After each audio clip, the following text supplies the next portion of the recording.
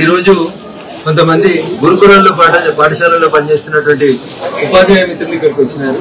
రాష్ట్ర వ్యాప్తంగా ఒక సమస్య 6200 మంది వివిధ గురుకుల పాఠశాలలో పనిచేస్తున్నటువంటి ఉపాధ్యాయులని రేపటి నుంచి మీరు డ్యూటీకి రావద్దని ప్రభుత్వం ఒక ఆదేశాన్ని ఇచ్చినట్టు మిత్రులు మా దృష్టికి తీసుకొచ్చినారు. నిజంగా మీకు గురుకులాలలో అవుట్ సోర్సింగ్, టెంపరరీ కాంట్రాక్ట్ ఉద్యోగస్తులు ఉండొద్దనే కోరుకుంటే మీరు మార్చి 31, ఏప్రిల్ 24 విద్యా సంవత్సరం పూర్తయిన రోజు క్లోజ్ చేస్తే వాళ్ళు జూన్ 1 నుంచి ఇంకో ఉద్యోగం ఎత్తుకోవడానికి అవకాశం ఉంటుంది. లేదా జూన్ 1 నుంచి ఉద్యోగాలలోకి తిరిగి తీసుకోమని చెప్తేనైనా ఈ 6200 మంది ఈ రోజు రోడ్డు మీద పడకపోయేటోళ్ళు. ప్రభుత్వానికి నిజంగా ఆలోచన లేదు, అర్థం పొరతం లేకుండా పనిచేస్తుండడానికి నిదర్శనం ఏంటంటే సెప్టెంబర్ లోకి వచ్చిన తర్వాత టీచర్ ఉద్యోగం తీసేస్తే కొత్తగా ఏ స్కూల్లో జాయిన్ అవడానికి అవకాశం ఉంటుంది వాళ్ళకి. కాబట్టి అనాలోచితమైన నిర్ణయాలు, తప్పుడు నిర్ణయాలు తీసుకొని కొత్తగా 30,000 మంది కొలువులు ఇచ్చినామని చెప్తున్న ఈ ప్రభుత్వం అబ్రప్ట్ గా అర్థాంతరంగా 6200 మందిని తీసి రోడ్డు మీద మారేసింది. ఇది దురదృష్టకరం. అయ్యా ముఖ్యమంత్రి గారు, మీరు చాలా సందర్భాల్లో చెప్తారు నేను ఎక్కువ చదువుకోలేను, నేను కుంపు మేస్త్రిని.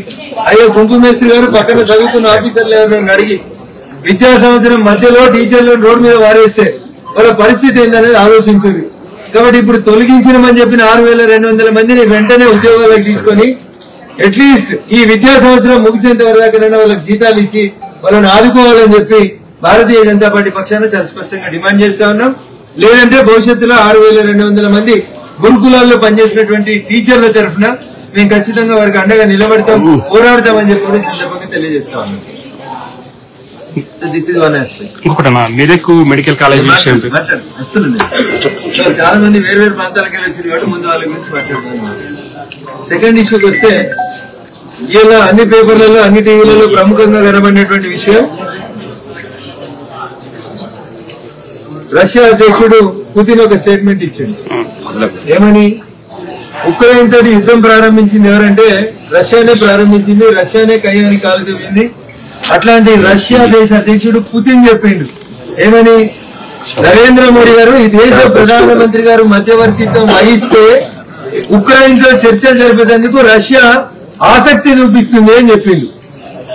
గర్గా మురిగి దాల్కి బరాబర్ అని మన దేశంలో మన ప్రధానమంత్రిని 7వ తరగతి చదివిన వాళ్ళు, 3వ తరగతి చదివిన వాళ్ళు, ప్రజాస్వామ్యం అర్థం తెలియని వాళ్ళు కూడా విమర్శిస్తారు. కానీ ప్రపంచంలో అగ్రదేశాలని చెప్పి అమెరికాతో సమానంగా ప్రపంచాన్ని శాసించినటువంటి రష్యా లాంటి దేశానికి సంబంధించిన దేశ అధ్యక్షుడు భారతదేశాన్ని మధ్యవర్తిత్వం వహిస్తే మేము శాంతి చర్చలకు ముందుకు వస్తామని చెప్తా ఉన్నాడు.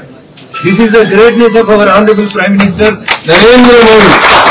కన్నుండి చూడలేని కబోదులకి, నరేంద్రుడి నాయకత్వాన్ని బలపరచలేనటువంటి మూర్ఖులకి ఈ రోజు రష్యా ప్రధానమంత్రి పుతిన్ గారు చెప్పినటువంటి జవాబు కనీసం కళ్ళు తెరిపిస్తుందని, తెరిపియాలని చెప్పి ఈ సందర్భంగా కోరుకుంటా ఉన్నాను.